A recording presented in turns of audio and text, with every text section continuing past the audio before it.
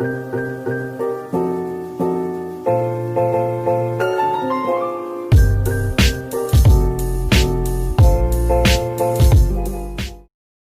guys, welcome to the r/ChelseaFC Podcast. Today we're going to be talking about our Premier League predictions. Today I'm with Nick. Would you like to say hello? Hey, glad to be back. Yeah, I'm glad you're back, mate. And I'm also with Lauf. Would you like to say hello? Hello, happy to be here. Yeah, so tell us a little bit about yourself. I'm a lifelong Chelsea fan. Supported them ever since I was a kid. Sort of runs in the family. My dad's a big Chelsea fan, so is my mum as well. Been going to games quite a lot. Most seasons I try and get down there. Played football a little bit, not at a professional level, but always for school and for my work teams. Football's my main passion, and that's it really. Yeah, well, I'm just going to start it straight off the bat. So what we're going to be doing is we're going to be going through each 20 places. We'll all be saying which team we've put there, and then at the end we're going to try and make one list for all of us. So I'll kick it off, and I'll put at number 20 Fulham. And I'm saying that because obviously they came up 2 seasons ago and they went straight back down. They haven't done any real reinvestment. Obviously they had Mitrovic, who scored a lot of goals for them last season, but he's an aging striker. They need another experienced centre-back. Their defence is a bit ropey, and I just don't see them staying in the Prem. Nick, what do you think? I can see where you're coming from with Fulham. Personally, as my number 20, I actually have Villa. I think Aston Villa's last season, in a way they almost got lucky that they stayed up. If you look at the amount of games they won, they only won 9 games, and that was kind of right in line with who else was down there with them. I can't even. I'm trying to remember at the moment, but regardless, Bournemouth for sure. Glad we don't have to see them at least this season. Just with that being said, I don't think Villa has made the signings this window that they're going to need. They brought in Ollie Watkins from Brentford, but I really can't say that I've seen enough of him to know what kind of impact he'll have to the team. And I don't see them kind of coming back up, unfortunately. But who knows? Maybe that means John Terry will, maybe want to come do some coaching at Chelsea, because our back line definitely needs it. Yeah, hopefully. What about you, Lauf? Similar boat to you, Jack. I've gone for a newly promoted team, but I've gone West Brom instead of Fulham. I just think West Brom, I don't think they've made any major signings yet. I think they have kept a hold of a couple of players that maybe they had on loan. Fulham. I think Fulham. I feel are quite, with Scott Parker. I think he's quite a good coach. So I feel Fulham may be okay. But I don't want to spoil my other prediction. But I've got West Brom in 20th. I just don't know. I look at their squad and I don't think there's enough quality there. Like we said, there is time for them maybe to still invest in that. But I've got West Brom, Rude at the bottom. Okay, and on to 19th. Nick, would you like to start? Sure. But I do want to just say that Louth made a very good point right there, in that saying, we just have a lot of time left in this transfer window. So, when we have these predictions, it's hard to say who still is yet to go out, who's still yet to come in. And there could be one signing for any of these teams that really throws a curveball in it. But for my 19th, I actually have West Brom in there, and for the exact same reasons Louth just said. Although they're newly promoted, really I think the fight that West Brom had before was in a certain player named Jakob, who was honestly my least favorite player on that team, just because of how dirty of a player he was. He's no longer on there, so I don't think I don't see them as much of a threat, especially from a fitness perspective, because I feel like I remember just every time we played West Brom in the past, there was always an injury, and to a Chelsea player, and yeah, I do think that while they just came up, they will be just as quick to go back down. For sure. What do you think, Lav? Who have you put for 19th? This is quite a. This might be frowned upon, but I've gone Burnley. Oh my God! Wow. Which I feel like they're a very well coached team. So this is why it's quite, a risk to put them 19th, because obviously Sean Dyche always gets the best out of them. But I feel like they're finally going to have that season where it just doesn't come. They sometimes show glimpses where they've struggled at the start or midway through a season, and I feel like it's going to happen this season where they just never sort of come out the rut they get into. But again, Burnley will probably prove me wrong, because they do seem to always comfortably survive. But yeah, just looking at their squad, and again, I don't think they've made many investments. So I've gone Burnley 19th. Yeah, I saw a interesting point about Burnley the other day, that they're a team that has no real motivation, because they're not in the battle for relegation normally, but they're also not in the battle for Europe. So how do you keep a team motivated that is just always going to finish mid-table? Yeah, that's a good point. It's similar to how sort of Stoke were doing that, weren't they, when they were in the Premier League? They sort of never challenged for European places, but most seasons could stay up quite comfortably, sort of finishing 12th, 14th, at them sort of positions. So I think something similar could happen to Burnley. So yeah, that's part of my reasoning as well. Definitely, that's interesting. I actually have them much higher up the table than that, but for 19th myself, I've also gone for West Brom, and I've done it because obviously they have quite a high line of play, so their fullbacks kind of join the attack, and they leave a lot of room behind for players to run in via the wings, and you just can't do that in the Premier League. Going from Championship level to the Premier League, teams that always kind of play a high possession, a high line, they always struggle, and they normally go straight back down. So I've put them at 19, and I think, I don't see them not going down this season. I'm confident they will go down. But on to 18th. Lauf, would you like to start? Yeah, 18th. Again, it might come as a surprise. I've gone West Ham, but they did only just narrowly survive last season. They were down there in that relegation fight. David Moyes is a man who I can't lie, I don't have much faith in him as a manager. If I was a West Ham fan, I wouldn't have much faith in him. I don't think his teams have ever really excited me, especially since leaving Everton. Obviously, he always did a good job with Everton. His teams always seemed relatively strong. But yeah, this is mainly pinning on the fact that Moyes, ever since leaving there, hasn't really done a good job wherever he's been. So yeah, I've got them 18th. Obviously, they do have Declan Rice and a few other good players. Antonio was on fire in the last season. But I don't think that's going to be enough to keep them up throughout the course of the season. 1 or 2 injuries, again, they could be in trouble. So yeah, West Ham, I've got at 18th. Yeah, agreed. So myself next, I've also gone for West Ham. Surprisingly, I actually thought that was quite an outrageous sort of team to put in the relegation zone. But towards the end of last season, they did look awful. Obviously, they beat us in both games last season, but we'll forget about that. Don't talk about that.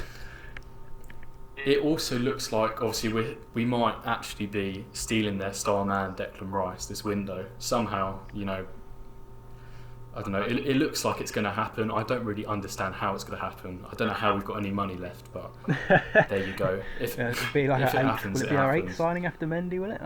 It's crazy. Yeah, it'd be the 8th. Yeah. Maybe the game plan was to bring in Havertz, sell out of his shirts really fast, take that money and put it towards Declan Rice. I mean, maybe, you never know. We must have got so much money from all these new shirt sales. I mean, six new signings. I know I need more than one shirt next season. For sure.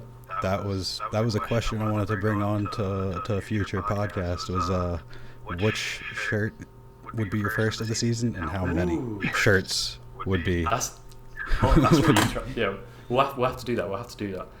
But yeah, West Ham, they have just looked unmotivating. I don't think they've made any real signings. Obviously, they've held on to Souček, I think that's how you say it, which is pretty good business. But other than that, yeah, don't like David Moyes. Don't really like his management with the West Ham team. Yeah. But yeah, what about you, Nick? Well, I know both of you opened with, kind of making a surprising choice, but I'm starting to think it might not be all that surprising because I also picked West Ham. So, and look, there really isn't anything more to say because you two have pretty much summed it up perfectly, the reasons why I think that they will get relegated. I don't really see David Moyes as being the type of manager to really get you out of the trenches when you need him to. I just, especially if we do get Declan Rice, I mean, that would be their lifeline, I think, is what he could bring to the team. And if they lose that, then I think they're definitely going to be in the bottom three. Yeah, for sure. So we'll move on to 17th now. And it's my turn to start, I'm pretty sure. I'm going to start with saying Aston Villa. I think they will survive the relegation battle. I think they showed good fight last season to stay up. They've made some pretty good signings, so they got Matty Cash from Nottingham Forest, and they also got Ollie Watkins. I think that's brilliant business. He's 24 years old. He scored 25 goals and assisted 3 times in 46 championship games last season. And if you compare that to Wesley, Wesley scored 5 goals and assisted once in 21 league games. So obviously the Premier League's a much higher level, but Wesley I think he came from the Brazilian league or something, but he never looked that great. And now they actually have a proper striker. It looks like, I think they would just about stay up. Is it Nick next? Yep, and for my 17th place, I actually have Newcastle. I feel like Newcastle at the moment is in a little bit of a shaky spot. With all the news of if there's gonna be a takeover, I don't know if Steve Bruce will kind of be able to keep them cemented where they have been, and really I don't know, they're kind of in that big pool of teams for me that I could really see anything happening this season, a lot being dependent on what they do the rest of the transfer window. But at the moment I think with the uncertainty and ownership with Mike Ashley and just if the club is going to be taken over, it's hard to really be confident in what they can do. And I think they'll survive, but they could be one of the few to slip down. They could be one of the few to surprise us. But as of right now, I have them as my 17th. Yeah, agreed. What about you, Lauf? 17th, I think Nick's already covered this team, but I've gone Fulham. Fulham. I just think they've signed a good goalkeeper. I think they signed Areola, who we were linked with at one point, I think. I forgot about that. From PSG. This is also this sort of prediction stems from the manager again, Scott Parker. I just think he's going to have what it takes to sort of keep them up. He got them playing some good stuff at times in the Championship. I thought they looked quite impressive in the playoff final as well. As a player, he was always a bit of a fighter, wasn't he? He's always 100% sort of player, just a lot of energy, a lot of fight on the pitch. And I think he's shown that he gets that from his players as well. So I think they'll be up for a relegation battle. I think they probably will be down there, but I see them just scrape through it, and that's why I've got them 17th. Alright, fair enough. So 16th, Nick, you start. Okay, so for 16th, I actually picked Brighton. And it's just kind of another one of those that I could see them doing anything this season. I do think that they made a good pickup with getting Adam Lallana from Liverpool. I don't think Lallana's the type of player to come in and totally change the dynamic of the team, though. I know last season they got 15th. I don't think they really strengthened enough to improve that position. If anything, like I said, I think they're going to go a few steps back, which, I guess 5 and the 16th, one step back. But still, I don't see them having made any changes that will see them climb the table anymore. Yep, agreed. What about you, Lauf?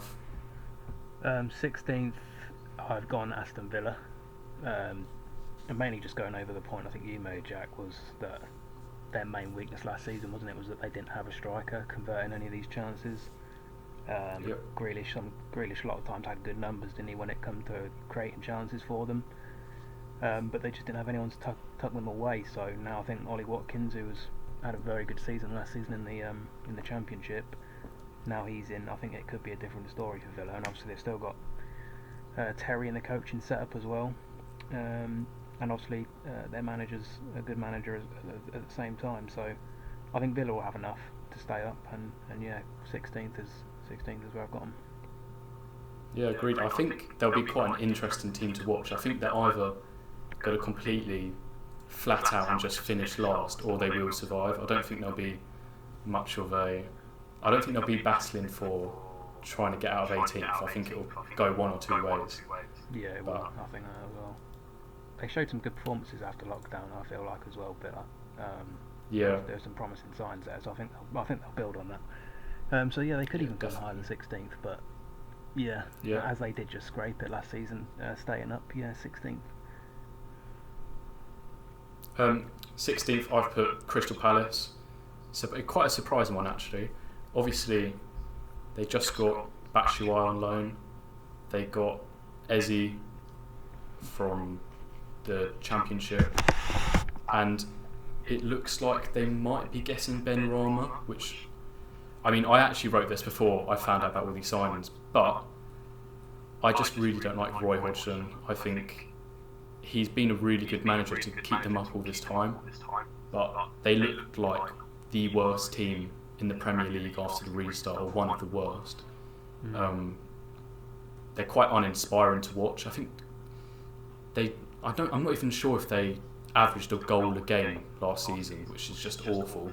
I think they were the second lowest goal scoring side. Yeah. But they're just quite boring to watch. There's nothing exciting about them. In the Chelsea game, that was where they lost 3-2.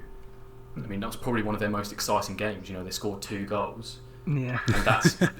And they lost. So it's quite unfortunate to say, really. But I think Crystal Palace fans will have a bit of a rough season. On to 15th. Lauf, would you like to start? Yeah, I've gone Brighton for 15th. Don't really have too much to say. I think Nick covered most of it with Brighton. I've got a similar point. I had a similar point with Lallana. I think that's a good signing for them. That definitely improves their midfield and their creative areas. I think they've still kept hold of Nick Dunk as well, didn't they? Who we were linked with. He's a very solid defender. He's had solid numbers last season. I feel Brighton will be fine in terms of staying in the league. And that's about it for Brighton, really.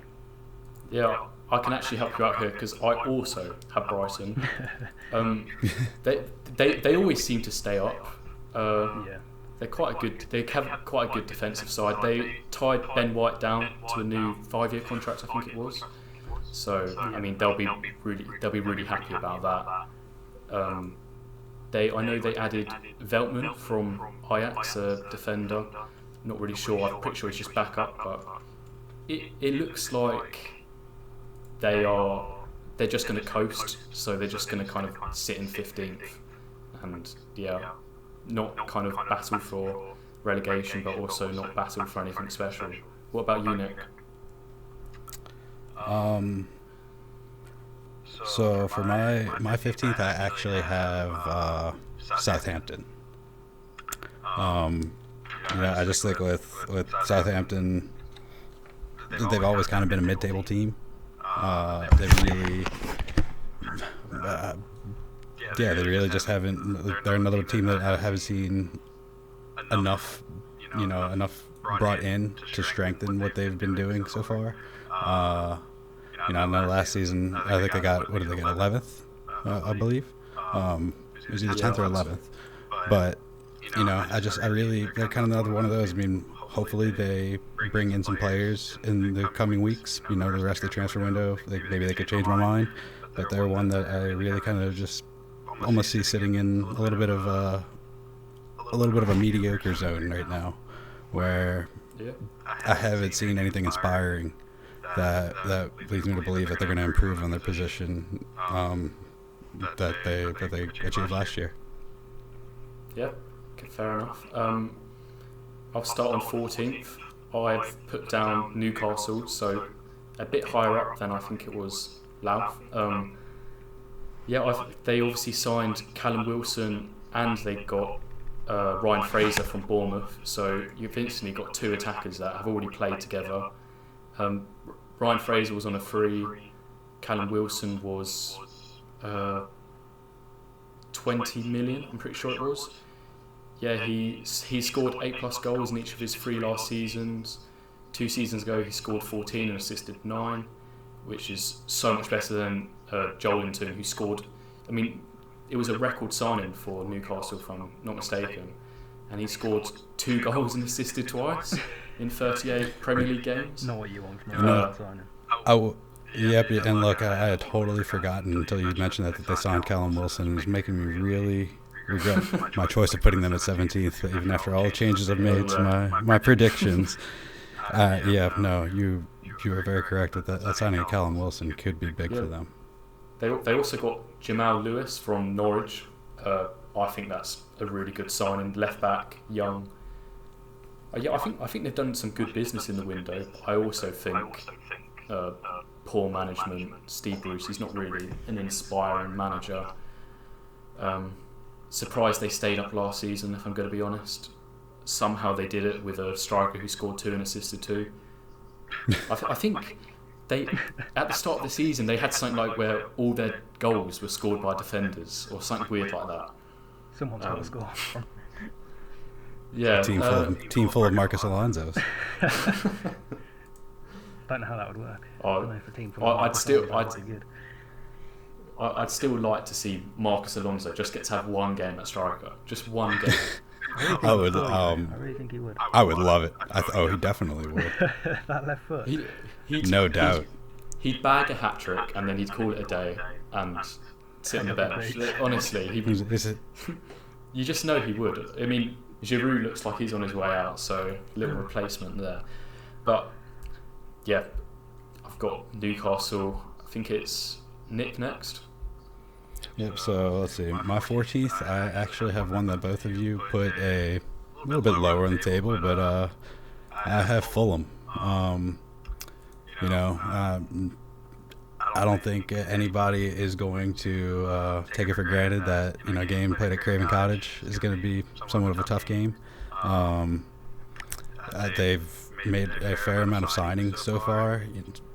Some would say that might mean that they're not going to have quite the chemistry in place yet. That's what a lot of people are saying about Chelsea at the moment with the amount of signings we've brought in.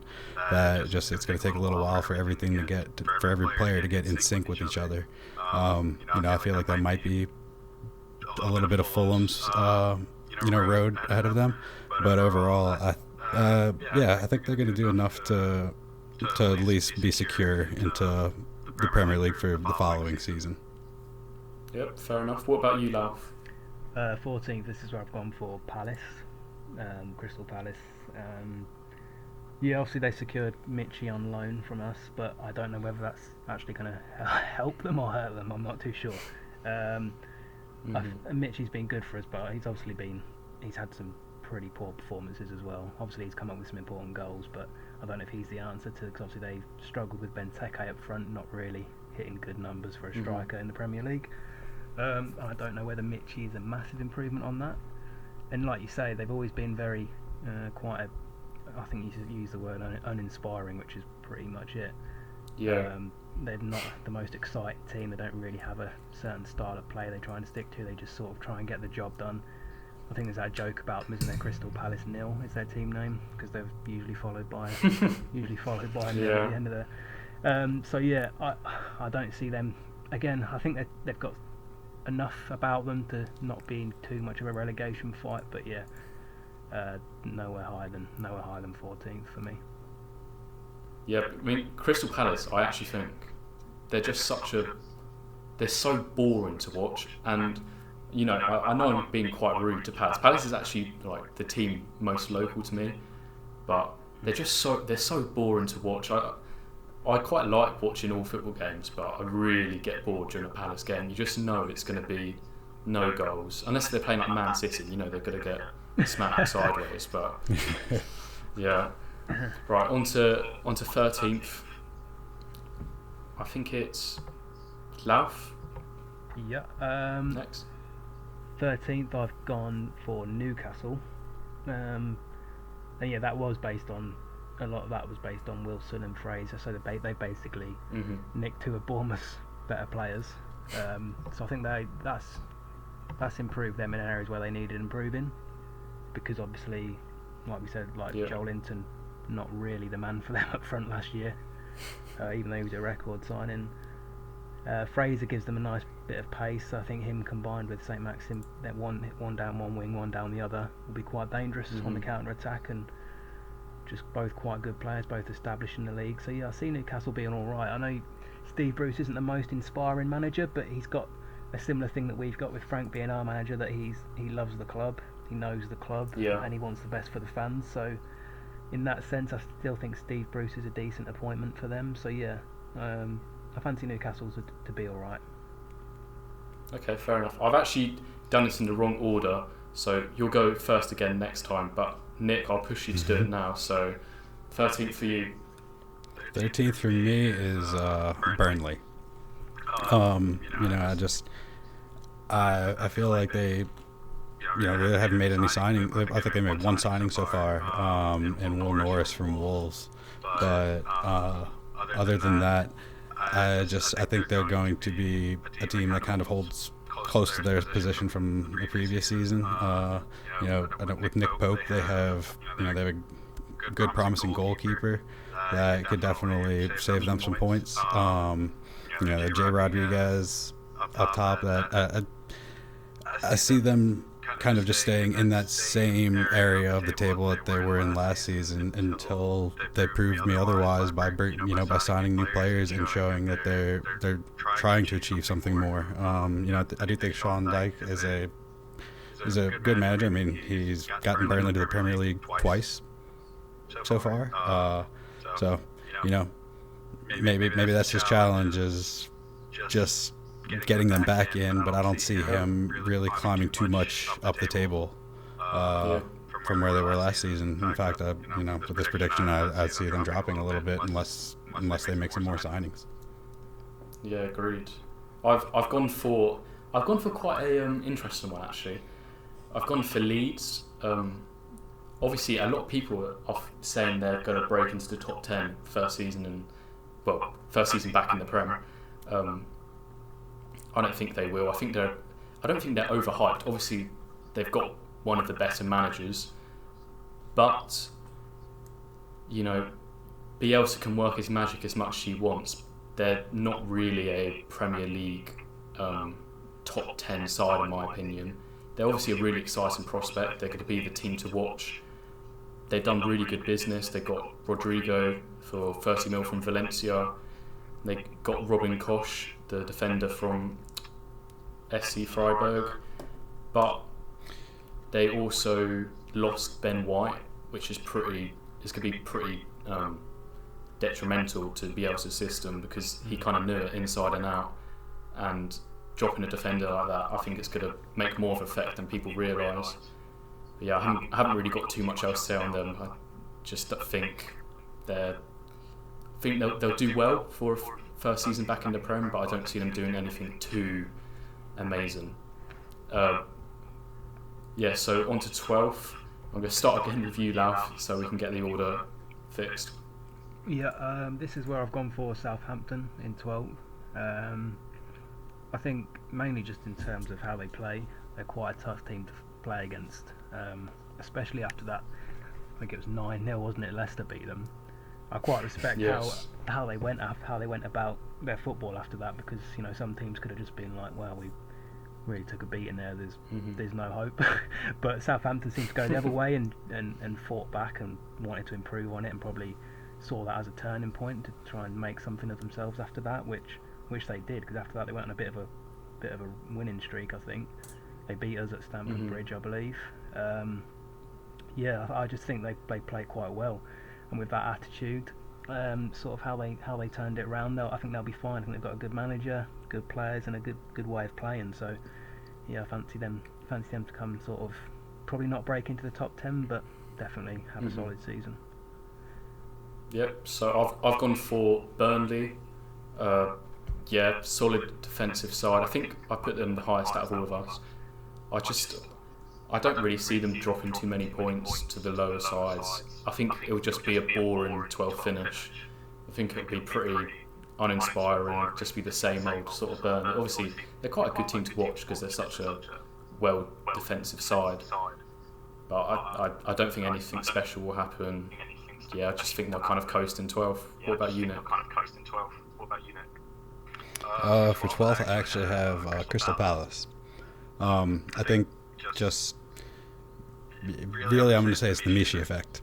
Michy, outside of Stamford Bridge, he at Dortmund, at his previous spell at Crystal Palace, I think Michy can get goals. I think it's something about the competition when he's wearing a Chelsea jersey that just, I don't know if it gets in his head, if it's just the lack of regular starts.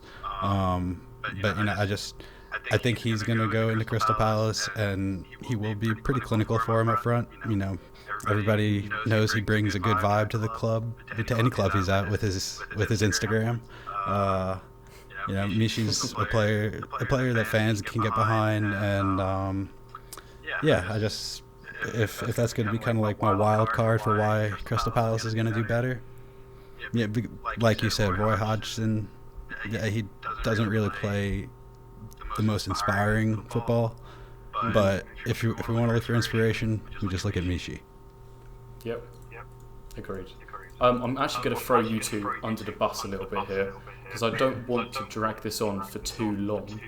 I'm actually just going to say we'll jump up to the top 7, and if you have any between, I think we were on 12. If you have any between 12th and 8th that you think are pretty outrageous, just say them now.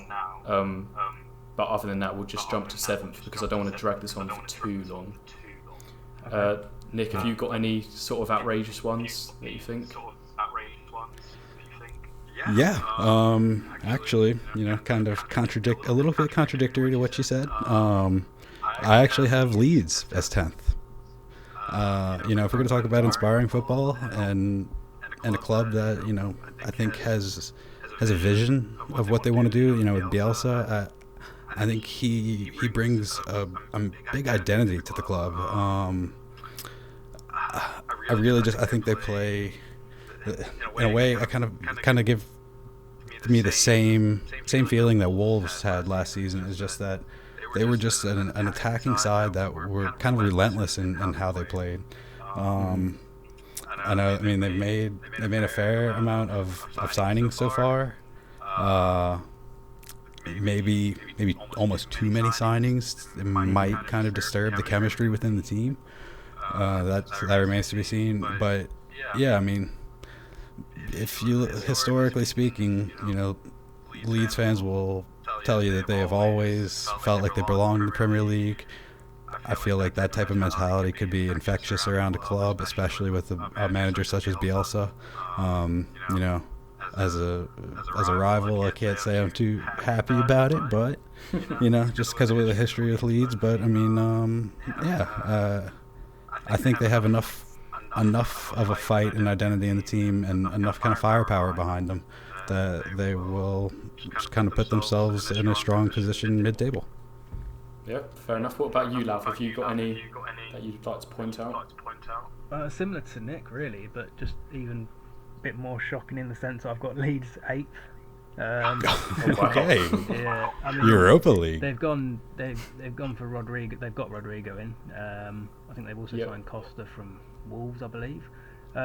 Yeah. So yeah, no, Leeds, and it is like Nick said, their style of play, Bielsa. Every time I've watched Leeds, they've always looked very energetic and yeah, they're just going to be my surprise package, a bit like how Sheffield were last season. No one really saw that coming in terms of everyone thought they'd probably be in a relegation fight, and they've just proved everyone wrong. So I think Leeds are going to be similar in that regard, that they're just going to have a really good season. I think in a couple of cup games they went toe to toe with some Premier League sides. I think at Arsenal it was at one point. I saw them put in a really good performance. So yeah, no, and like I say, I think Rodrigo might be a missing piece in terms of them finishing more chances as well. So yeah, I've got Leeds as high as 8th, which is my main shocking, out there prediction. And to add back onto that, I mean, you know, the manager confident as Bielsa to call out Klopp already, and saying that Anfield is intimidating when it has fans inside. For the first, he's already got Klopp in his sights for the first game. So I mean, look, I think it's at the very least, I think Leeds will give us some exciting games to watch. You've already mentioned a few teams that just boring games. I mean, they're just going to play for, even if it's a draw, they're going to do what they need to do, and even if it's just sit back. But for Leeds, I think we're going to see a team that is thirsty. I think we're going to see a team that wants to go out there and do what they can to control a game, and get the result that they want, not necessarily just settle for whoever their opposition is. Yeah, agreed. I'm not sure if you two remember, but obviously with Sheffield, they were at the start of the season, we were all saying, well, we might be seeing them in the Champions League next season. So to kind of end up with no European football is quite sad, but it was quite funny how they were in the fight for top 4 with Chelsea at the start. Yeah. I think. Well, I mean, in a way, we could look at Leicester in that same regard, because coming back from the restart, everybody thought that Leicester had a lot of momentum behind them, and to be fair, they did, but it was very quick to fade and fall off too. And I think the restart had quite a big impact on. Well, I say restart, but I'll go back and correct with the 3-month break into the restart. Had a big impact on just the momentum of some of these teams, and fitness being a big issue, coming back with a lot of injuries. Just I think some of these teams that started with a lot of momentum last season, while it could have carried them to these spots, Sheffield to a European spot, but with the whole break and restart, I think it just kind of derailed a lot of teams that it was hard to gain traction again and keep up with the results that they were achieving previously. Yeah, it's almost perfect that you said Leicester, because my kind of outlandish one was putting Leicester outside of the top 7. I've put them at 8th. Same here. I think they've done terrible business. So, losing Ben Chilwell, bringing in Castange, I think it is, for 21.6 million. Who's a right back. Obviously, I'm guessing Pereira is going to play on the left, but then I don't think they're going to have a left-footed fullback, which would be quite weird. Yeah, I just think they were so uninspiring after the restart. Obviously, I'm pretty sure they were in second last season, and they were like in the fight for the league more than Man City at some points. Yeah. And they just completely dropped off to come from being in second to not even getting the Champions League is pretty sad. But yeah, I'll start on 7th, and I've gone for Wolves. Sorry.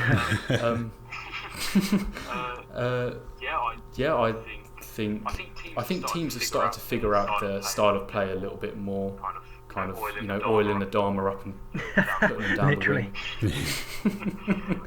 the wing. They lost out on Doherty to Tottenham for only 14.7 million, which I think is. I think they could have got so much more for him. Not so much, but they probably could have got 20 mil for Doherty. Yeah, I don't see them really finishing any higher up. And we'll go on to Nick. Who have you got down for 7th? For 7th, I actually have Jose Mourinho and Tottenham Hotspur. Wow.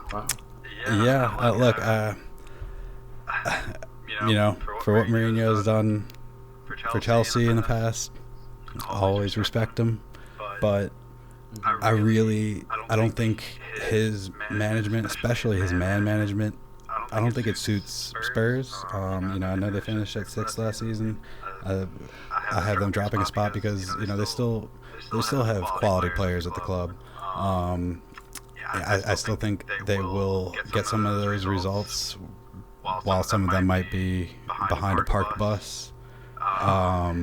It'll still be enough to kind of keep them in European competitions, but I don't see Mourinho being able to replicate his same type of siege mentality at Spurs like he was able to do in the past, at Chelsea, or even some instances at Man U. But I really don't think they haven't done enough.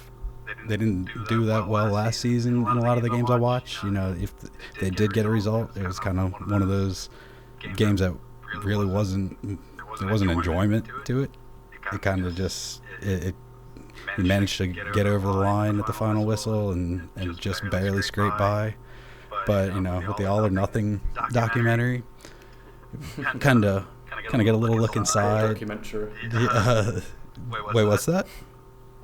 I said, what a documentary! I love that. So we see how Mourinho talks to his players in the office through that, and I don't see. This might be the wild card call, but I don't see Mourinho finishing the season at Spurs. Wow. I really do think that he brings an abrasive mentality to the club, and I think Eric Dyer might be one of the only Mourinho type players there. So that's the wild card, isn't it? That's my bold call for 7th. What about you, Lau? What have you got down for 7th? 7th is where I've gone for Leicester, mainly because like you say, their post-lockdown form was pretty abysmal, but I think they've got the whole of pre-season, even though it's been cut a bit short this time round. But they've got that, I think, to put it right. I think they might do that. Brendan Rodgers is a good manager. I think they've got another good year in Vardy as well. I don't think he'll be on the decline. That's what I was thinking. I was like, is Vardy going to decline next season? But I still think he'll have enough in him to be their main man again and bag them quite a lot of goals. They still do have a talented squad. I know they've lost Chilwell, but and I don't think that replacement is quite on his level. But I do feel like they'll have enough. They've got Tillmans, they've got a good squad, and they've got some good midfielders, some good defenders. I think they'll have enough to be up that sort of top 7. So yeah, I'll go Leicester 7th. I'll just say, getting into the top 6, I'm just remembering now how actually hard it was doing this top 6. I'm kind of looking, and I'm like, I can't believe this team is this low. And then I remember the other teams in the league. But for 6th, we'll start off with you, Nick. What have you put down? I have Wolves at 6th. And I know it's not much of a deviation from where they were last season, minus just kind of swap them with Tottenham. But I think Wolves, with the addition of Fabio Silva, they're still a team that is going to be in contention. I think that kind of like what was mentioned with Leeds, they have a defined style of football. They know what they want to do. And they're going to play their own game rather than always trying to just counter their opponent. I see them being able to replicate that's that same kind of the same fight that they had all throughout last season. And look, I loved watching the Wolves games. They were exciting games to watch. You knew it was going to be an attacking game, and I think they can do it again. I mean, just to quickly say, is Fabio Silva the striker they signed? From Porto? Yes. Yeah, who doesn't he have 2 league goals or official league goals? Yeah, and something like 200 minutes played. I don't know, something like that. Is it their record signing? Is their record signing? Yeah. I thought it was crazy. Look, what? When I saw the details of that, that's the thing. He's not a player. I can say I really haven't seen anything of him. But how can you if he's only? I've seen a little YouTube compilation. I don't really know why. I just saw it. He didn't really look anything special, to be honest with you. I mean, hopefully he proves. Well, not hopefully, but I mean, maybe he proves me wrong. Could be exciting, but I've just thought it's a bit of a rip-off, to be honest. Apparently, 25% of that fee is actually just going to agents. I saw that. Yes.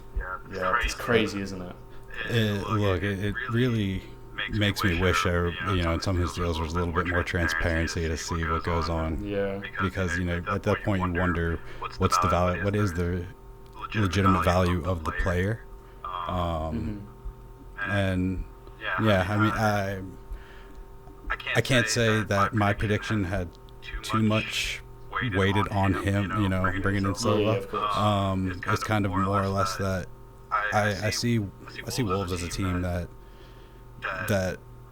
they like I just said, they have a vision in how they want to play their game of football, and they're more willing to dictate and try to make the other team play a counter-attacking game to them. I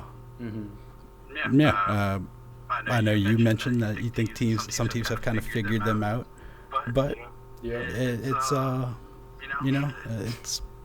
I don't know. You just got oil up the Dharma, mate. Yeah, exactly. I mean, for new season, new container of oil. Maybe they're gonna upgrade the oil. Maybe that's what they're gonna do. Go for something a little bit more slippery. Who knows? But yeah, I see them being able to hold their spot. Oh.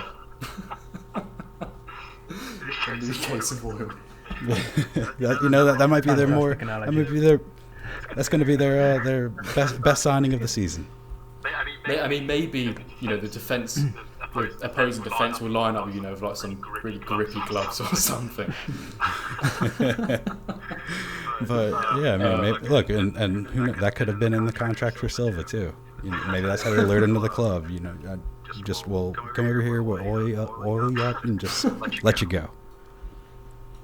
But no, sorry, go on. No, I was just to wrap it back up with saying I think that Wolves, I think that they have kind of put their toes in the water of top of the table last season, and that they know while teams may have kind of figured them out, I think they're a dynamic enough team that they'll bring something that will still keep them in contention.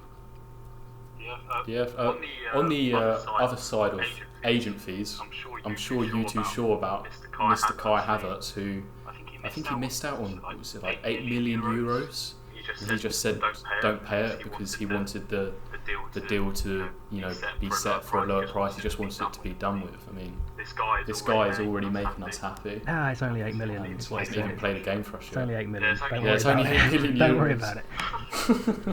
Look, I think Havertz, from just the small amount of time he's been at the club already, I think he's going to become just somebody that every single fan adores. I mean, I think it was within 24 hours he was already posting on his Instagram supporting Chelsea women's team.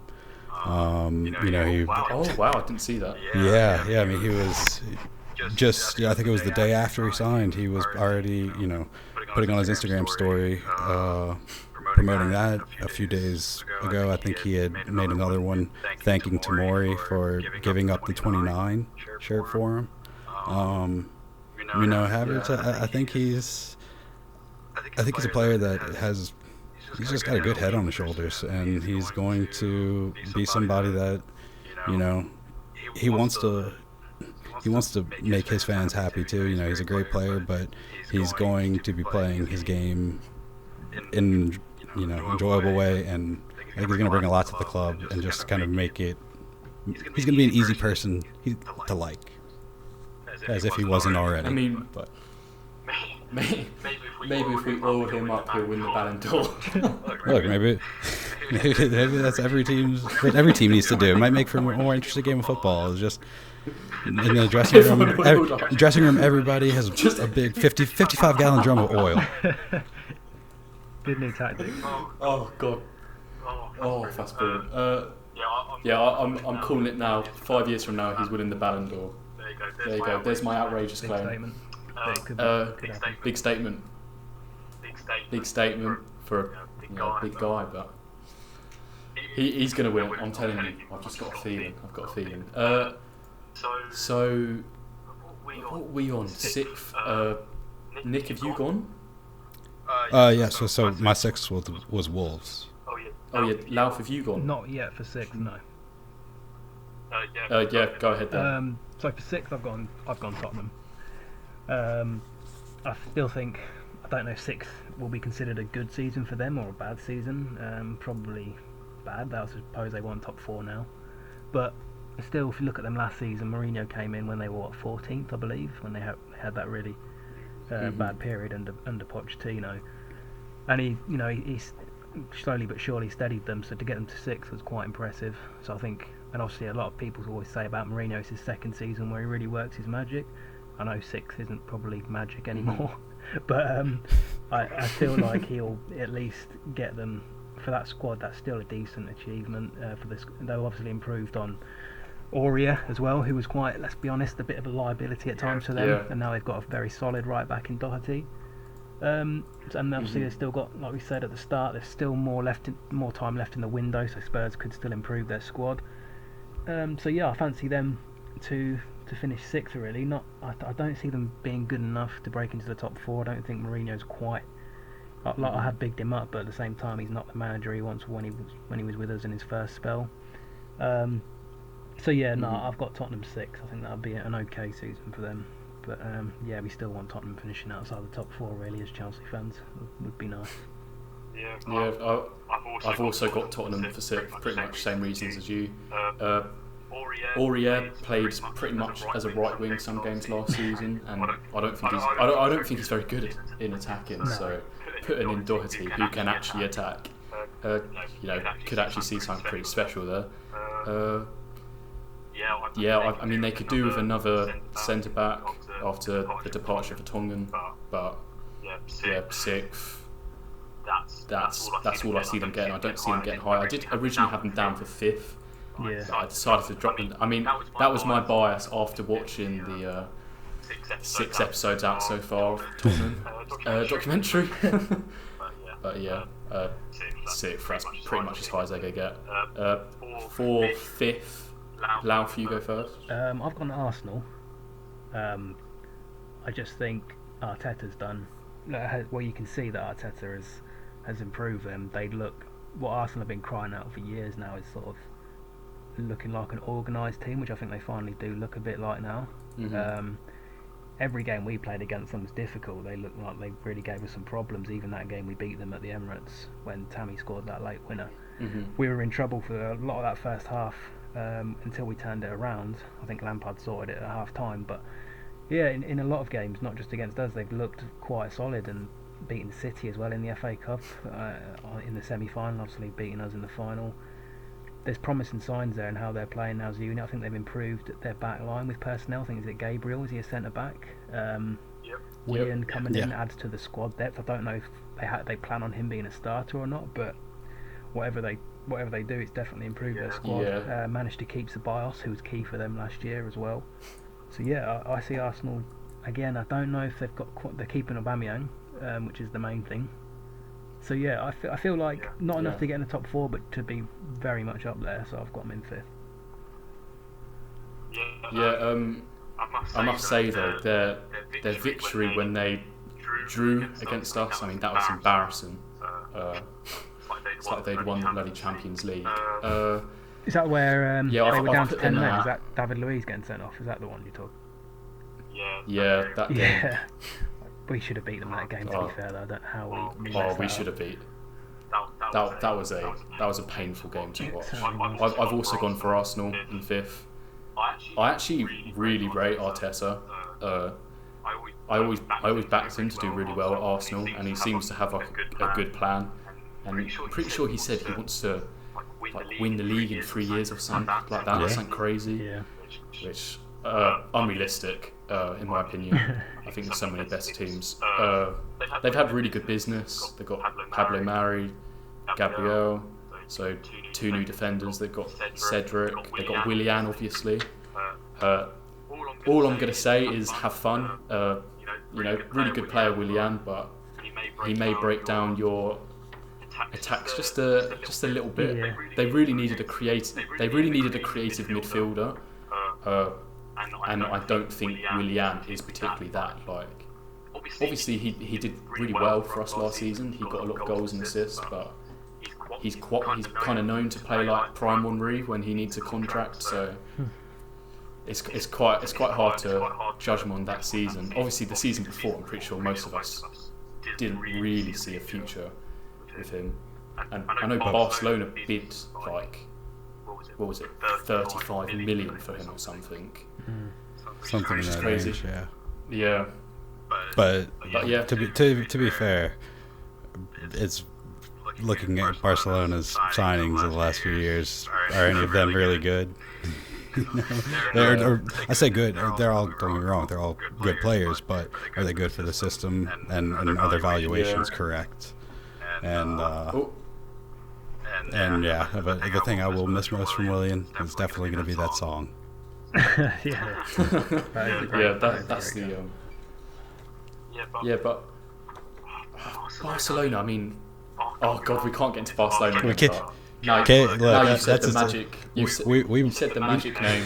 Yeah, well, I think at this point we might just need to do its own short little special episode.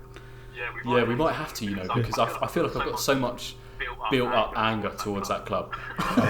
Look, right now Barcelona is just they create their own drama, and you could talk about it forever. Yeah, we'll just say it was nice to see them. We'll do that. We'll do a little episode on it. Yeah, we'll just say it was nice to see them lose 8-2. That was quite nice to watch. Look, it made our loss to Bayern feel so much. I can't say better, but it definitely took a lot of the sting out of it. Yeah, I'd hate to be them. It's a classic. Sorry, that joke. Yeah, I must say though, Ansu Fati scoring for Spain. What is he? 17 years old. Yeah. Got a little Messi regen right there. But let's not get caught up in Barcelona again, because I will talk about them all day. 5th, I've put Arsenal as well.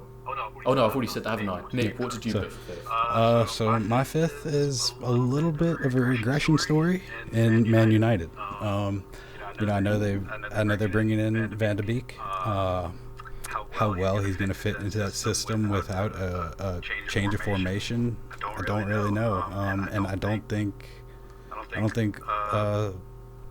Gunnar Solskjaer is the manager to really bring a new dynamic to the team. I can't really see him as the manager to help them achieve more than they have so far. And unless they bring in, somebody like Sancho, which at this point I don't think is happening this window, I really kind of see them in a stagnant position, and with what other teams are doing, I think they will be overtaken by. Yeah, well, I'll leave that for next. But I don't see Man U doing more or achieving any more than they did last season. And with the signings we've made so far, I don't see them keeping up. Yeah, I mean, I can pretty much go straight into Manchester because I have them down for 4th. I think Van de Beek is a solid signing. But I also think it's quite interesting that you can't really play all of Bruno, Pogba and Van de Beek, and I don't see him starting over Bruno and Pogba. I mean, maybe you two don't agree with that, but it feels like they've brought him in to kind of play as a substitute, which it's not fair to him because he's a really good player, but I also don't particularly see him making the team over Pogba and Bruno. What do you two think about that? I totally agree. Yeah.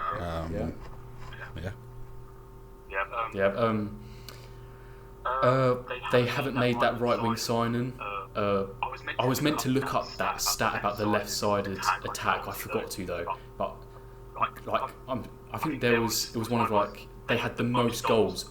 All their goals were just coming from the left side because they only have left wingers. They haven't really got a right winger, which is kind of scary going into the season for them, or a really quality one. That's why Sancho would have been, brilliant business for them. I've also said I'm putting them down at 4th because they did see a lot of penalty goals, and I don't. Obviously, the penalties they're all deserved, but also when you take away that many penalties from a team, you kind of think. So they've lost, 13 goals, and what are they gonna? A team who just loses 13 penalties is always going to struggle, and I do think it could actually hinder them a little bit if they're not seemingly getting as many penalties. Kind of a weird thing, but obviously they have a tough. Go on.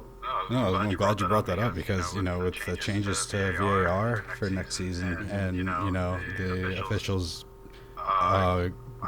We will be seeing them go to the monitor a lot more on the sideline, and I don't think we'll see. I don't think we'll see Bruno Fernandes, getting as many of those kind of soft, tripped over his own feet type of calls he got last season. If there was one thing that just frustrated me to no end last season, it was just watching Bruno Fernandes hit the ground. And I don't think that's going to play into their favor as much next season. Yeah, definitely agreed. He obviously was an amazing signing, but it kind of takes it away with it when you realise one of his goals was from open play, and then I'm pretty sure all the rest of them were just penalties. Yeah, and look, he's a great at taking penalties, but I can't copy Jorginho. Yeah, but I just, I really just can't get behind a player that goes down so easily and tries to deceive so much. Yeah, what I can't get behind is how all the pundits act like Bruno has the most amazing penalty technique in the world, when we all know he copied it off his good old rival Jorginho.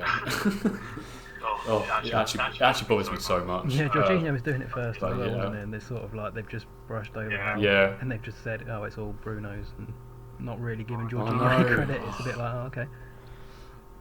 Yeah.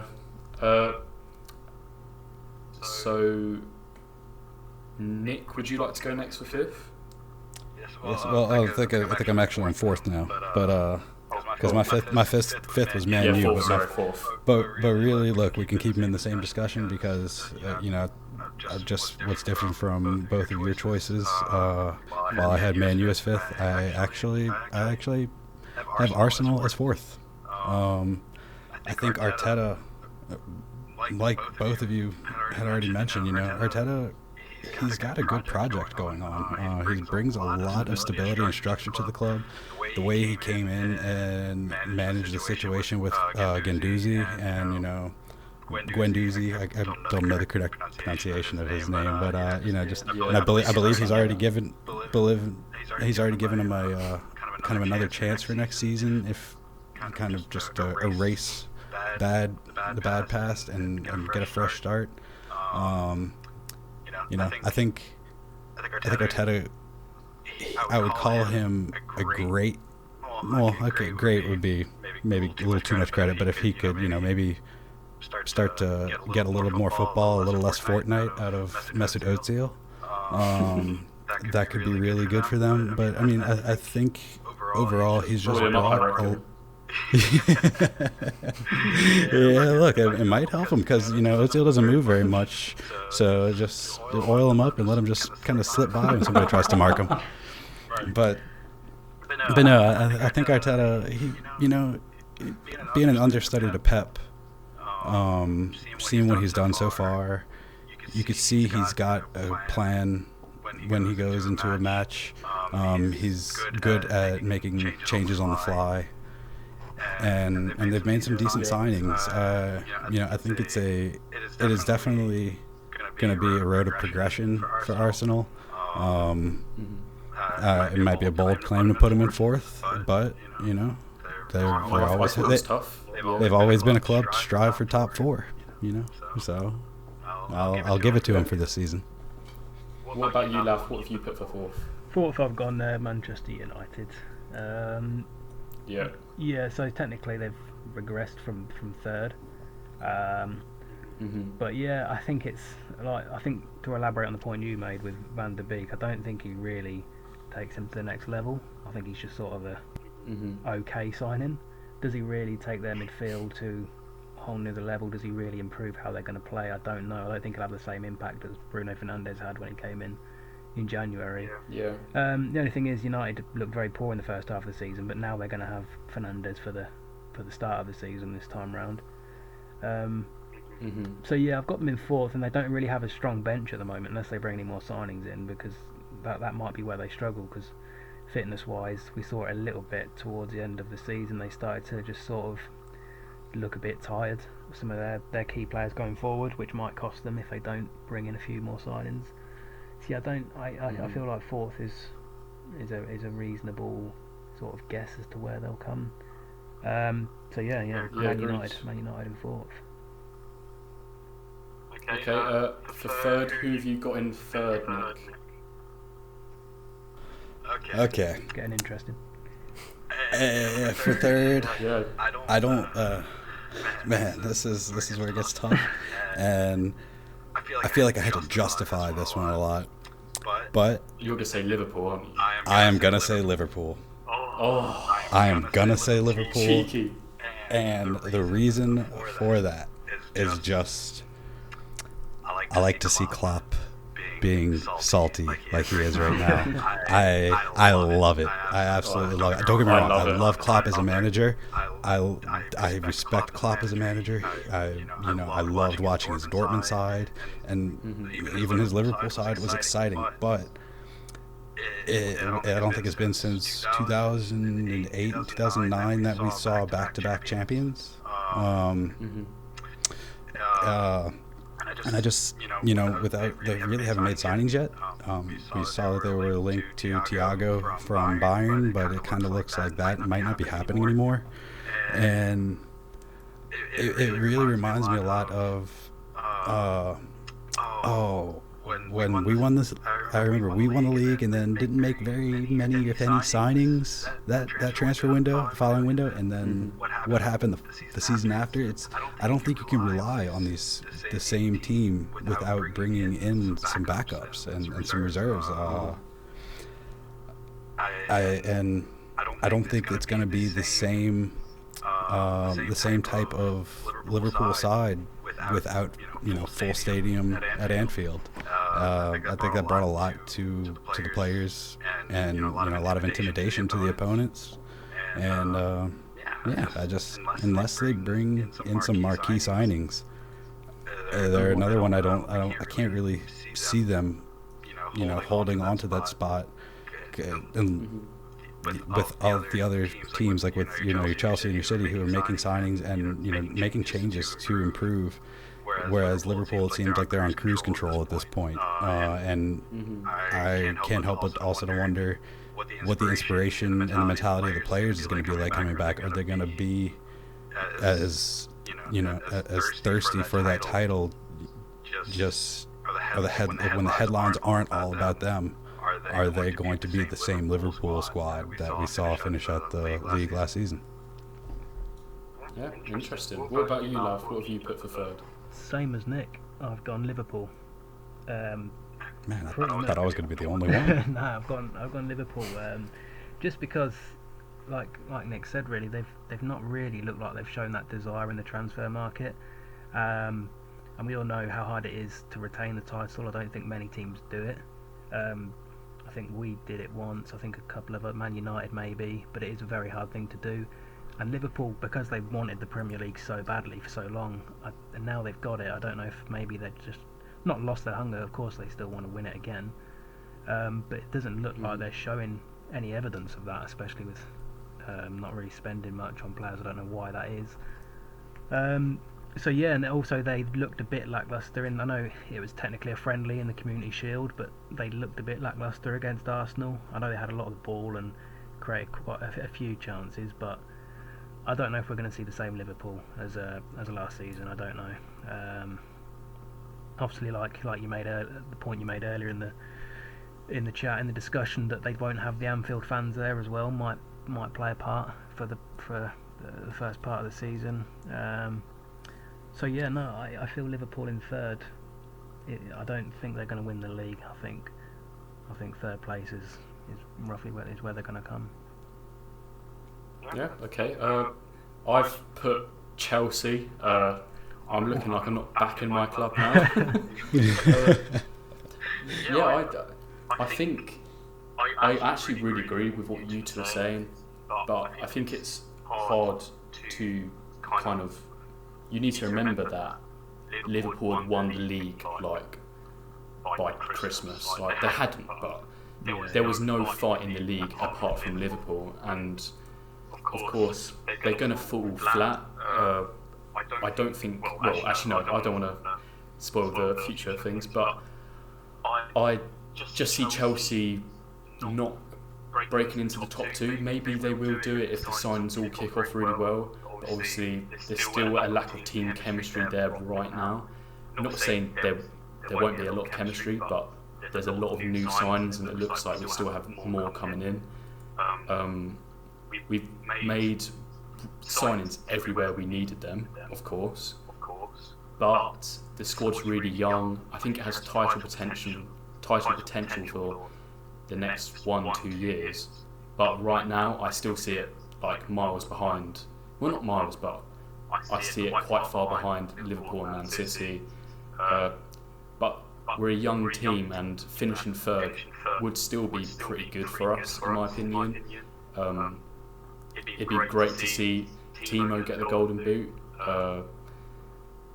I don't know, I just don't think we're going to break into the top two, personally. Obviously, you two don't seem to agree with that. And look, I think you make a good point, though. You know, we are a young squad, but I kind of see this graph where if we look at the Liverpool squad, some of the players may be in their prime, but I don't see, except for maybe Trent Alexander-Arnold, I see a lot of them, at that peak, and could even be halfway through the season. Might not be till next season that we, I think we're going to start to see a little bit of a dip in form. Whereas I look at the Chelsea squad that we have at the moment, it's nothing but up. I mean, it's just we're going to have players that are still improving season after season for the next 3 and 4 and 5 years,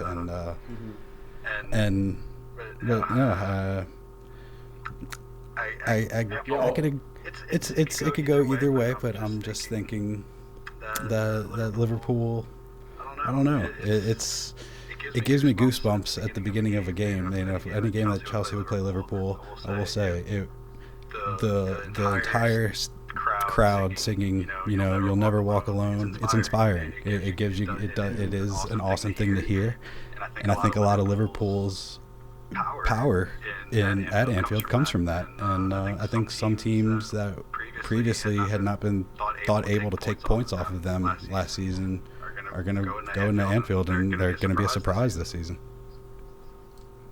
Yeah, well, I'm going to let you start on second, because I'm hoping that's where you've put Chelsea. Yeah, look, I wasn't going to be that unrealistic and say we're winning the league this year. But yes, I do have us at second. And it's just, look, it's just so much pure optimism in the team right now. You have players that, obviously everybody is happy. Everybody that is here wants to be here. They want to be playing in the Chelsea shirt. They, like we mentioned with Havertz, you can already see he's wanting to connect with the fans. He's wanting to get behind and support the club as a whole. With the women's team and just thanking Tomori, and he wants to come in and be loved by everybody. He wants to play for Frank, Timo. We've all seen the articles that every single player we've brought in after talking to Frank, just it's like they fell in love with him, and just they want to do his bidding. And there's going to be some learning curves. There's going to be some players that just have to learn how the ones around them play. But I don't think it's that far-fetched to say that things could click very quickly. We might see some little lapses here and there where a pass isn't read correctly, a run isn't read correctly, but at its core, I think we just have a lot of firepower and a lot of promise in every position on the field. Obviously, with bringing in Mendy, that's going to solidify us at the back. We brought in Thiago Silva and Chilwell. That's going to help our goalkeeper, whether it be Kepa or Mendy. Our midfield looks deep right now with Mount, Havertz, Ziyech. Just the list goes on. And we look like a dangerous threat at the top. I mean, it's as the transfer window went on, we're like, okay, well, we need defenders. Okay, well, we got Thiago Silva and Chilwell. Okay, now we need a goalie. Okay, we got what do we need? Like at this point, I feel like we recognized our weaknesses last season, and we've done nothing but try to build on them. And going back to Liverpool, while they looked solid last season, every now and then you can see a little bit of a weakness, and I can't see anything being done to solidify that yet. Obviously, City thought they were going to get Messi for a little while. That didn't happen, but look, they're still strong. They still did make signings. But no, as far as Chelsea goes, some might say it's a little bit bold to say they're going to get second place, but I think there's a strong possibility of it if we're able to stay fit. No major injuries, but it is a very condensed season, so we'll see. Yep. What about you, Lav? What have you got for second? Yeah, similar to you two. I wasn't brave enough to put Chelsea first. I've gone second, Chelsea. I feel like Nick's mainly covered it. Is that we have, like a lot of fans are saying, we have just strengthened in everywhere where we needed to, albeit a lot of positions. But yeah, all our signings look like they can get straight into the first team if you look at it. And yeah, we needed a goal scorer. We've signed Werner. We've got a player with the potential to be the complete player in Kai Havertz. He has that potential to really go on to be world class. So yeah, and like you said, Jack, you said that he's got the potential to even win the Ballon d'Or, which again I agree with you. I think he can. I think he can be a candidate for that. He could even be as important to us as how De Bruyne is to Man City in the future when he really reaches his potential. So you look at our squad now, and it's not far off, if not already on Liverpool and Man City's level. I don't think that's too much of a bold claim to say. If you look at our starting 11 now, we've got Thiago Silva, still one of the best centre backs going. I really think he is, even at his age. Kante, one of the best defensive, if not the best defensive midfielder in the world. Timo's not up and coming. He's 25, 26 now, but maybe even younger. I think, is he, Werner? He just got a lot of goals in him. I think we just look so strong all over the park. Like, I really also don't think it would have been too bold to put us first, but I just don't know if that's too much of a leap on last season. Obviously, the gap, we were still quite far behind City and Liverpool. Well, Liverpool especially. But yeah, and Frank, I've got a lot of faith in Frank to get the most out of this team. I think he's a manager who always improves on a bad performance. He's not a stubborn manager in the sense that he'll keep sticking to something, and if we lose and just hope it works next game out, he always talks about looking to fix certain things that went wrong. So he's got even more experience under his belt now with a full season in the Premier League. So yeah, I really do fancy us to have a good season. I know I would say that as a Chelsea fan, but I can see us fighting for the league. But I think we'll get pipped to it. But yeah, second place for me. Well, I mean, I think I can definitely tell this is a Chelsea podcast. I mean, when you guys both speak about Chelsea coming second, it's very hard to disagree with everything you're both saying. But I'll also just kind of say we have the players, but we don't have the time right now. So I think we have the players to win the league, but we just need that one season together to fully solidify. Everyone starts learning each other's runs, and then I think you'll see us in the second half of this season be the best team, but in the first half we'll be the third best. For second, I've put Liverpool. I think they probably will kind of fall a little bit flat after achieving the Premier League trophy. It looks like they're either going to lose out on signing Thiago, or if they don't sign Thiago, they're going to lose out on Ronaldo to Barcelona.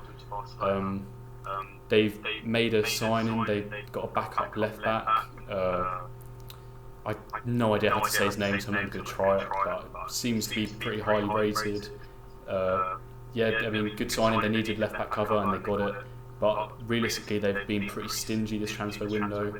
I'm pretty sure most teams would jump on the opportunity to sign Thiago, but obviously it looks like Barcelona may be re-signing him. They lost Adam Lallana on a free to Brighton, and they lost Lovren to Zenit for 10.8 million. So it's just not looking great for them, to be honest. But I haven't put them at third because they were by far the best team in the league last season, and whilst I see where the drop-off effect is going to happen, I also don't see them dropping all the way down to third. They were just too good, in my opinion, because we've all talked about how where you always see a massive drop, but also you never see such a massive gap of points won by. So it's hard to put them down to third. But now it looks like we will have the same for number one, but I'll start off with you, Lav. What have you got for number one? Yeah, Manchester City. Obviously, it wasn't going to be Everton. So yeah, I think City have just invested quite smartly. They've gone for Ake. I think that Torres seems to be a promising player as well. But yeah, it always seems like City. It sounds weird to say this, as Liverpool walked the league last season, but they still look. When you see them last season, they look the strongest. They're the team who seem to dish out the most beatings, if you like. They really can convincingly win games at times, 4 or 5-0, and really turn it on. It was just a case of their consistency. Those games where they got caught out, where they just got at the back, a few games where they just conceded silly goals. You can take one against us, for example, where Mendy had that mix-up. Let's be honest, it wasn't Gundogan's fault. I feel like City will come back with they'll have that fire again, won't they? I think they do that if they have a bad season. They really try and come back. Yeah. And with Pep Guardiola still, you have that. His Champions League showings haven't been great, but he's still probably up there with the best coach, as the best coach in the world, alongside Klopp and a few others. But yeah, I think City, the way they played, they'll win the league. I think they'll just be strong enough to do it. Yeah, I'll go next. Obviously, I've also put Man City. Looks like they might maybe sign Koulibaly, which would probably make their defence the best in world football, in my opinion. Apart from left back. They obviously, Leroy Sané left for 14.5 million, but they've got Ferran Torres. They've got Nathan Ake from Bournemouth. They're just such a solid team. You always look at that team and you expect them to score 4+ goals every time they're playing. They're so fun to watch. Pep's taught them all very well into his system. I don't see them not winning the league, to be honest. Obviously we beat them 2-1, so you never know. Maybe Chelsea will win the league.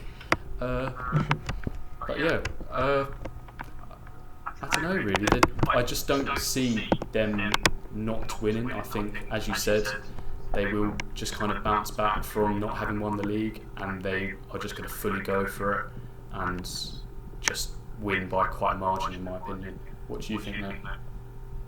I agree with what both of you said.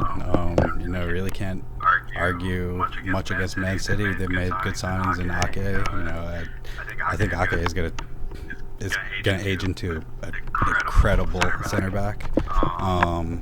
Ferran Torres, I got to see a little bit of him over the international break, and I mean he's definitely a promising player. They're losing David Silva, so that's always a big hit. But overall, I think Man City and Pep, he knows the game really well. Obviously, from what we've seen in the Champions League fixtures, and sometimes in these bigger games, it seems he can maybe second guess himself. And rather than play his strengths, he tries to play more against the opponent's weaknesses. Like he lets the opponent's style of play dictate what he does sometimes. But if he sticks to his own philosophy, City is always dominant. And I think both of you just touched on the same point, that they just look like a very complete system regardless of the scenario. I think if there were, kind of what hurt them last season were injuries to Aguero, kind of like with us, we had Conte out a lot of the season with injuries, and Liverpool last season. Liverpool was very, very lucky, and they had no major injuries. They had an earlier exit from the Champions League. Some things played into their favor to increase that deficit. I'm not trying to take anything away from Liverpool and what they accomplished last season. They were great, but I think it was somewhat of an anomaly with that gap. I don't think we're going to see that type of gap again. And hopefully not. But hopefully. But overall, I do think City is kind of the most complete package at the moment.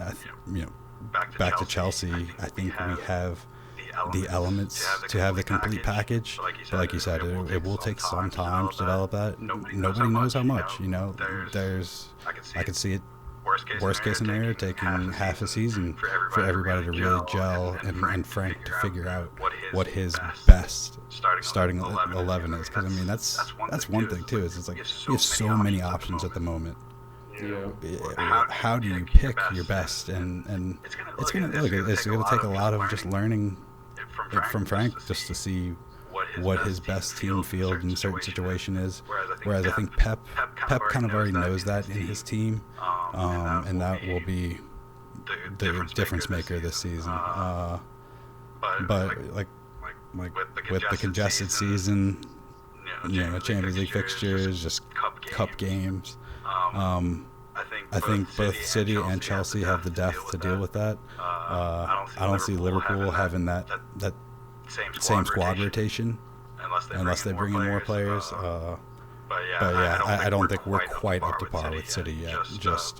But not to say we couldn't be if everything went right. But I think it could be close. It could be a lot closer than some people expect. But overall, third would be an improvement for us. Second would be amazing. First would be perfect. But I don't see us. I'd say our percentage to get first this season isn't quite as high as City's. Yeah. Just one thing I'd like to touch on is I completely forgot about David Silva leaving, but also it's going to be quite fun to see Phil Foden get the minutes, hopefully, where David Silva was playing. I think Phil Foden is an exceptional football player. I think he's a really exciting talent. I think those girls thought so too. Yeah. him and old Greenwood having a good. Did you know Foden has a child? Yeah. I did not. Is he? Yeah, he's got a partner as well, isn't he? I think it is. I think they might be broken up. I mean, he's a child himself. But I think Greenwood actually had a girlfriend. One of them two had a girlfriend, so yeah, not great for them too. No, and look, in a way, you know, it's. I think that's a little bit of a problem too. Just that type of mentality. You know, yeah, he had great performances in the field, but acts like that don't always bode too well in the dressing room. Yeah. You know, so that does. Look, Phil Foden, from what I've seen of him, yeah, he's been an incredible player. Yeah. But no, that's Man City does have some promising youth in their squad as well. Definitely. He's really taken after Kyle Walker, is what I'd say. Yeah, they haven't got. They've got some bad media in that team with the English players. Yeah, I mean, I'm not gonna make us go through all 20 teams because we've actually been recording for ages now, and I don't want to drag it on for too long. But obviously, pretty amazing that we've all actually agreed on Man City winning the league, and yeah, it's been good. I just want one last before we wrap it up, and I haven't prepared you two for this question, so I'll start off and then you two can think about it. But I'm going to ask for what you think the craziest signing of the transfer window was, and I will start with James Rodriguez to Everton. Feel free to copy me because, I mean, that is the one, isn't it? What a fall in his career, honestly. I mean, we saw him at that 2014 World Cup scoring the wonder goal for Colombia, and we all thought, wow, you know, what a player he's going to be. And he has been a really good player. Obviously, he's kind of fallen out of luck in Real Madrid. Did all right in Barcelona. Barcelona, Bayern Munich. You bring up a good point, though. I mean, like, because that goal was great, but you have to wonder if that brought too much attention to him too fast and destroyed his development. You know, if he would have been at a club where he didn't have so many expectations on him, like at Real Madrid, if he could have developed with a little less pressure and become, you know, obviously we saw a little flash of that brilliance, but to be able to do it consistently week in and week out, you know, if he would have been at a team where, like I said, the expectations weren't so high, and he could have played a little bit more, you know, a little bit more relaxed in his own head, and just, don't get me wrong, I think James is a great player, but kind of to see his storyline, it's a little bit of a fall from grace. Yeah, he's done his career in like reverse, hasn't he? Pretty much. If you, I don't know, if you'd seen him in like 2015 or whatever it was when he signed for Real Madrid, and you said in 2020 he was signed for Everton to fight out for Europa League, I mean, come on, he's had a bit of a fall, but he's probably like one of the best creative midfielders now in the Premier League. He's not one of the best midfielders, but he's like quite a creative baller. But it's just such a weird signing for Everton. When I saw it really is.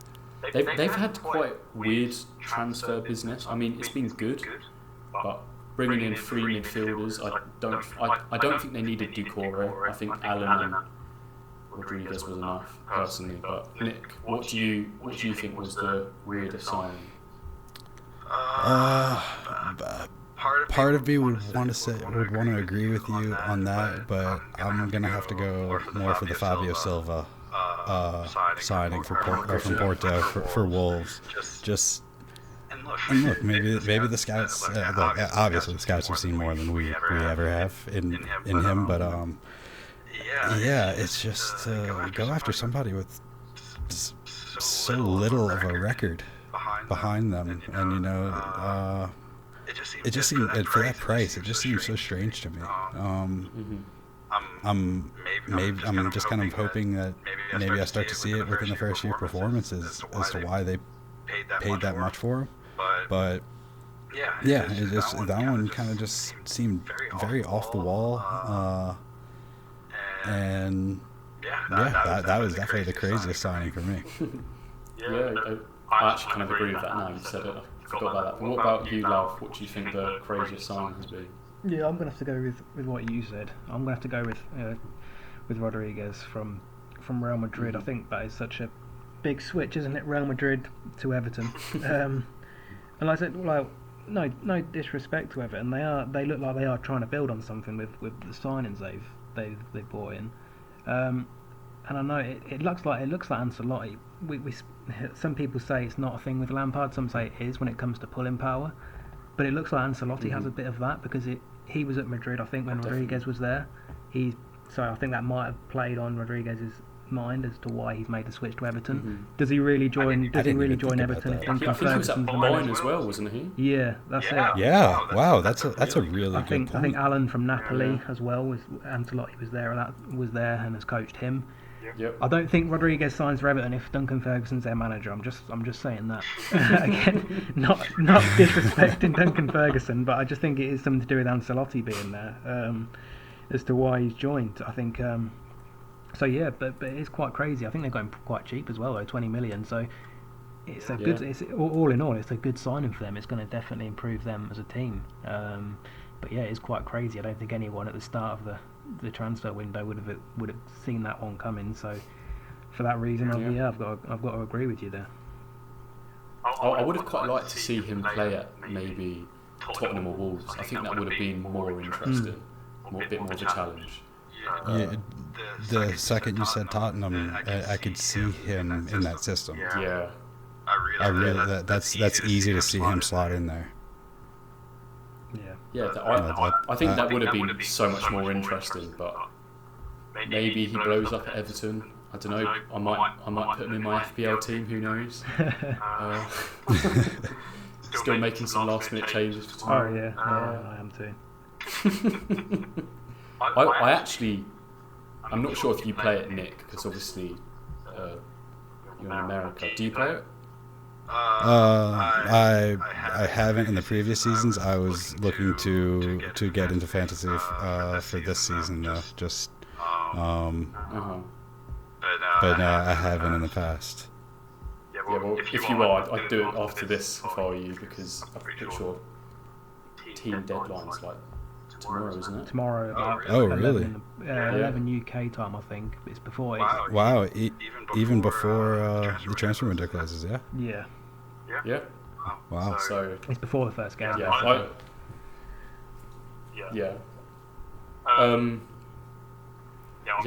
still doing. I actually have no idea what my starting squad's going to be yet. I'm changing it literally every second.